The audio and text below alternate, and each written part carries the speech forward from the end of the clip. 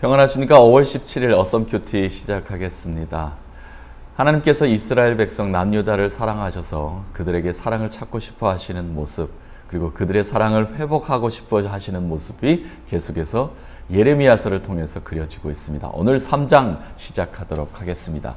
3장에서는 세 가지 비유가 들어 있습니다. 더 깊이 좀 묵상을 해보면요. 첫 번째로 남자와 여자가 사랑할 때 여성으로 표현되어 있습니다. 그리고 두 번째 스토리는 두 자매 이야기입니다. 북이스라엘을 언니, 남유다를 그 여동생으로 비유하고 있습니다. 자매로 표현하고 있고요. 세 번째는 이 북이스라엘이 돌아오라라고 하나님께서 강력하게 선포하시면서 두 자매가 예루살렘에서 이제 회복되는 모습, 함께 하나님께 영광 돌리는 모습으로 마무리가 되고 있습니다. 오늘 예레미야서 3장 1절에서 18절까지 말씀을 한번 여러분과 나눠보도록 하겠습니다.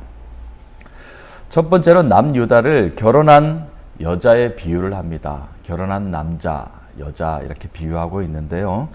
1절 말씀에 보니까 신명기 24장 1절에서 4절까지의 말씀, 모세의 율법을 인용을 합니다. 그래서 모세의 율법에서는 금기시되어 있었던 것들이 많이 있었죠. 그 중에서 한 여인이 한 남자와 결혼을 했는데 이 첫 번째 남자를 떠나서 두 번째 남자를 만납니다. 그래서 두 번째 남자와 살다가 두 번째 남자가 죽어버렸어요.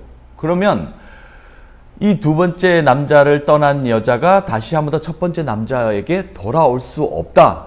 다시 가정을 이룰 수 없다. 금기시되는 그 율법 조항이 있었습니다. 모세의 율법이었죠. 그 율법을 인용하면서 첫 번째 남편을 떠난 여인이 온 땅을 더럽혔다. 음행을 저질렀다. 라고 이렇게 표현을 하고 있습니다. 2절 한번 제가 읽어볼까요? 내 눈을 들어 헐벗은 산을 보라. 내가 행음하지 아니한 곳이 어디 있느냐. 내가 길가에 앉아 사람들을 기다린 것이 광야에 있는 아라바 사람 같아서 음란과 행악으로 이 땅을 더럽혔도다. 네, 모든 곳에서 음행을 저질렀고 광야에서 죽음의 검은 까마귀 같이, 그리고 아랍 사람처럼 음행으로 땅을 더럽혔다라고 이렇게 표현하고 있습니다. 그래요. 율법을 이렇게 묶으니까 다시 한 번 더 용서를 하는 게 없어요. 그냥 저주하는 겁니다. 음행을 저질렀다라고 강력하게, 이 표현이 뭐 대단한 표현 아닙니까? 우리가 그냥 이렇게 읽어서 그렇지 좀 더 깊이 풀어서 우리가 세상적인 언어로 이야기하면은 거의 거의 저주에 가까운 이런 말을 하고 있는 겁니다. 한 남자를 떠난 한 여인을 불경건하게 묘사하고 있는 것이 오늘 3장 1절에서 5절까지 말씀에 이렇게 나와 있습니다. 자, 두 번째로는 6절부터 11절까지의 말씀은 자매 이야기입니다. 언니를 북이스라엘로 비유하고 있고 그 여동생을 남유다라고 이야기합니다. 그래서 언니가 행했던 그 모든 악행을 동생이 그대로 따라하고 있구나라고 표현하고 있죠. 자매 이야기로 두 여자 이야기로 비유하고 있습니다. 배역한 이스라엘을 향해 너는 보지 않았느냐라고 이렇게 6절에 이야기하고 있습니다. 6절, 요시야 왕 때 여호와께서 또 내게 이르시되 너는 배역한 이스라엘이 행한 바를 보았느냐. 너가 북이스라엘 망했지 않느냐. 주전 722년에 아수르에 망했던 그 북이스라엘의 모습, 악행을 너희들은 보고 자라지 않았느냐라고 이야기합니다. 그렇습니다. 북이스라엘의 초대 왕이 누구였죠? 여로보암 왕 아닙니까? 그 여로보암 왕은 남유다와 북이스라엘이 그 두 나라로 갈라졌습니다. 갈라진 상태에서 북이스라엘 사람들이 남유다의 중심지인 예루살렘에 자꾸 예배하러 가는 겁니다. 성전을 찾고 싶어 하는 거예요. 그래서 여로보암이 예루살렘으로 넘어가는 북이스라엘 백성들을 차단하기 위해서 송아지를 만듭니다. 우상을 만듭니다. 그래서 우상에게 절하게 만들고 거기에서 신전을 만들어서 거기에서 예배하게 만들었던 거지요. 그것을 너는 배역한 이스라엘을 보지 않았느냐라고 하나님께서 분명하게 말씀하십니다. 7절 말씀이에요. 그의 반역한 자매 유다는 그것을 보았느니라. 너는 보고 자랐다. 그것을 보고 있지 않았느냐. 8절 말씀합니다. 그래서 언니와 내가 왜 이혼한지 아니? 내가 결혼 파기했다. 결혼을 이제 이혼했다. 북이스라엘을 내가 버렸다. 라고 이야기하고 있습니다.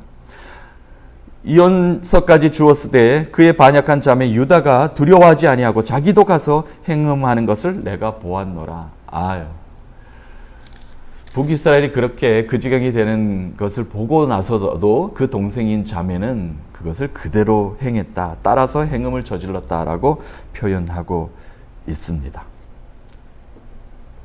유다의 음란과 행악한 모습을 그대로 적나라하게 아직도 표현하고 있습니다. 자, 여기까지도 아주 답답합니다. 마음이 답답해요. 그런데 오늘 3장에 이제 시작되는 여호와 하나님의 회복의 말씀을 주기 시작합니다. 그 메시지는 돌아오라라는 겁니다. 돌아오라라는 그 메시지는 뭐냐면은 내가 너를 이미 마음속에 용서했다는 겁니다. 용서하지 않았으면 돌아오십시오. 다시 한 번 더 회개하십시오. 이런 말을 할 수가 없는 거예요. 기본적으로 사랑, 용서, 긍휼, 자비라는 것이 그 마음속에 있기 때문에 돌아오라라고 이야기하는 것입니다. 12절부터 18까지 말씀은 돌아오라 내가 용서를 하겠다. 그리고 회복시켜 주겠다는 말씀을 주고 계십니다. 여인이여 돌아오라 유턴하라는 겁니다. 잘못된 길을 가고 있다면 그 사인이 보인다면 돌아오라는 겁니다. 유턴하라는 겁니다. 그냥 계속 가다가는 낭떠러지에 떨어질 수밖에 없다는 거예요. 내비게이션 좌표에도 나오지 않는 길을 너희가 왜 계속 가고 있느냐라고 말씀하고 계십니다. 12절 말씀에 배역한 이스라엘아 돌아오라. 일단 북이스라엘을 언니부터 부릅니다. 돌아오라. 너부터 돌아오라. 너의 동생 남유다가 지금 잘못하고 있는 모습을 다시 한번 더 너희가 다시 일깨워줘야 되겠다. 돌아오라. 하나님께 품으로 돌아오라라고 이렇게 말을 하고 있습니다. 13절 너는 오직 내 죄를 자복하라. 네가 잘못한 모든 것들을 회개하라 라고 이야기합니다. 그냥 돌아오는 것이 아니라 이제까지 잘못했던 하나님을 떠나 있었던 모습들의 모든 것들을 자복하고 회개하는 마음으로 돌아오라. 14절 여호와의 말씀이니라 배역한 자식들아 돌아오라. 자녀들아 돌아오라. 내 백성아 돌아오라 라고 말씀하십니다. 자, 15절 말씀은 여러분과 한번 읽어보겠습니다. 내가 또 내 마음에 합한 목자들을 너에게 주리니 그들이 지식과 명철로 너희를 양육하리라. 자, 회복의 말씀입니다. 자, 내가 양육한, 내가 잘 키운 목자들, 나를 잘 너희들에게 잘 전달해 줄, 정확히 너희들에게 알게 할 목자를 너희들에게 주리니 그들이 지식과 명철로 너희를 다시 한번 더 양육할 것이다. 잘하게 할 것이다. 너희들이 비록 지금 잘하지 못하고 무너져 있지만 넘어져 있지만 다시 한번 더 일깨워 줄 수 있는 그런 양육의 시간을 주겠다라는 겁니다. 16절 여호와의 말씀이니라 너희가 이 땅에서 번성하여 많아질 때에는 사람들이 여호와의 언약궤를 다시는 말하지 아니할 것이요 생각하지 아니할 것이요 기억하지 아니할 것이요 찾지 아니할 것이요 다시는 말하지 아니할 것이며. 자, 이 말씀이 뭐냐면요, 율법을 이제는 더 이상 기준으로 삼지 않아도 된다는 겁니다. 언약궤에 매달려 있지 않아도 된다는 겁니다. 새로운 계약을 내가 체결하고 계약을 맺고 너희와 함께 다시 한번 더 새로운 나라를, 하나님 나라를 이루어 갈 수 있게 만들 것이다 라고 말씀하고 계십니다. 그렇습니다. 첫 번째 모세의 율법 때문에 이거 하지 말라 금기시했던 것이 있죠. 모세의 율법에서 집 나간 여인이 다시 돌아온다 할지라도 받아줄 수 있는 율법에서의 이제 자유함이 있을 것이다. 이제는 율법에 매이지 않을 것이다. 자유함으로 너희들은 다시 한 번 더 하나님을 만나게 될 것이다. 어떻게 해요? 돌아오기만 하면, 자복하기만 하면, 회개하고 다시 한번 유턴하기만 하면, 하나님 품으로 돌아오기만 하면 이제 금기시했던 모든 것들에서 너희들이 자유할 수 있을 것이다 라고 말씀하고 있습니다. 자, 17절 18절에 앞에 보니까 그때에 라는 단어로 시작합니다. 그때에, 그때가 되면 입니다. 예루살렘이 회복될 것이다. 하나님의 성전이 다시 한번 회복될 것이다. 하나님을 정확히 온전히 만나게 될 것이다. 이 땅의 예루살렘이 하나님이 모든 기준이 될 것이다. 이제까지 너희가 기준 삼았던 모든 것들을 버리고 이제는 오직 하나님만이 너희 삶의 기준이 될 것이다 라고 말씀하십니다. 18절 오늘 말씀 마지막입니다. 그때에 유다 족속이 이스라엘 족속과 동행하여 북에서부터 나와서 내가 너희 조상들의 기업으로 준 땅에 그들이 함께 이르리라. 자, 이제는 북이스라엘과 남유다가 예루살렘을 중심으로 함께 할 것이다 라고 회복의 아름다운 말씀을 우리에게 주고 계십니다. 하나님께 돌아오기만 하면 북이스라엘의 언니와 남유다의 그 동생, 그 자매가 하나님 앞에서 더욱더 음행을 저질렀던 모든 것들을 자복하고 회개하고 예루살렘 성전에서 하나님을 다시 한 번 더 만나고 회복하는 예배를 드릴 수 있을 것이다 라고 이렇게 회복의 메시지를 주십니다. 아유, 하나님 감사합니다. 돌아오기만 하면, 이렇게 너희들이 회개하기만 하면 이렇게 용서를 두시고 다시 한 번 더 양육시켜 주시고 자라게 하시고 회복시켜 주시는 그 감사의 은혜를 우리에게 주신다고 말씀하고 계십니다. 그렇습니다. 남유다의 이제 멸망을 눈앞에 두고 있습니다. 하나님께서 재앙이 내리신다는 것을 눈앞에 두고 있습니다. 그러나 다시 한 번 더 일깨워 주시는 말씀이 있습니다. 돌아오라.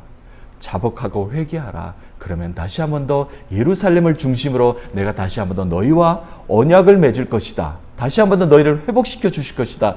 예전의 그 사랑이 다시 한 번 더 일깨워 줄 것이다 라고 우리에게 말씀하고 계십니다.